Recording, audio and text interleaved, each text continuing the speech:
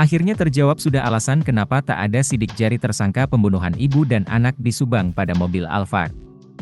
Rupanya setelah tersangka Muhammad Ramdhanu meninggalkan TKP, diduga ada yang menyiram mobil tersebut. Itu sebabnya, tak ada satupun sidik jari yang ditemukan di mobil Alphard milik Tuti Suhartini. Kasus pembunuhan Tuti dan Amel ini terjadi pada 18 Agustus 2021, di Kampung Ciseuti, Jalan Cagak, Subang.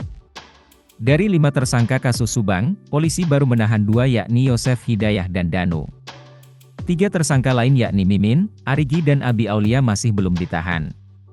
Ketiganya belum ditahan dengan alasan masih menunggu alat bukti lain. Sementara itu Yosef ditahan lantaran ditemukan ada bercak darah korban di bajunya. Selain itu, polisi masih belum menemukan alat bukti lain termasuk senjata yang digunakan. Dirkrimum Polda Jabar, Kombes Surawan mengakui adanya kesulitan menemukan jejak para tersangka.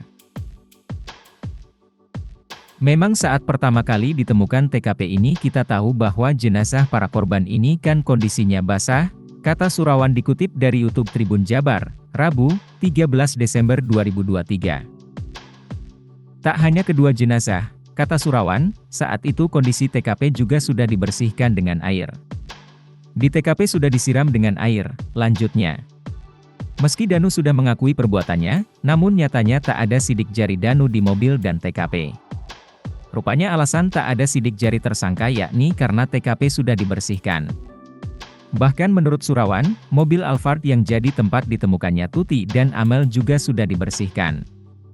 Hal itu berdasarkan adanya temuan ember berisi air di belakang mobil Alphard. Diduga juga kendaraan itu sempat dibersihkan dengan menggunakan air, tandasnya. Sehingga untuk mendeteksi atau kita menemukan jejak-jejak pelaku sidik jari maupun DNA ini kan agak kesulitan, ungkap Surawan. Apalagi kata dia, Danu juga sempat diminta oleh Yosef untuk membersihkan TKP. Tapi di dalam rumah, darah disiram, tapi kalau darah gitu kan masih bisa diuji DNA oleh Puslap 4, katanya lagi. Sementara itu, polisi justru menemukan adanya darah yang hingga saat ini belum ada pemiliknya. Itu ada di 2 tempat, di dapur dan di mobil Alphard, jelas Kombes Surawan. Hingga saat ini, belum diketahui darah tersebut milik siapa. Hasil swab di situ ada darah yang tidak identik dengan darah para pelaku maupun korban, pungkasnya. Kuasa hukum Danu, Ahmad Taufan juga menduga ada pihak yang membantu membersihkan TKP. Danu kan pulang duluan setelah subuh, bisa jadi saat itulah TKP dibersihkan sehingga tidak ada jejak Danu di sana, kata Taufan beberapa waktu lalu.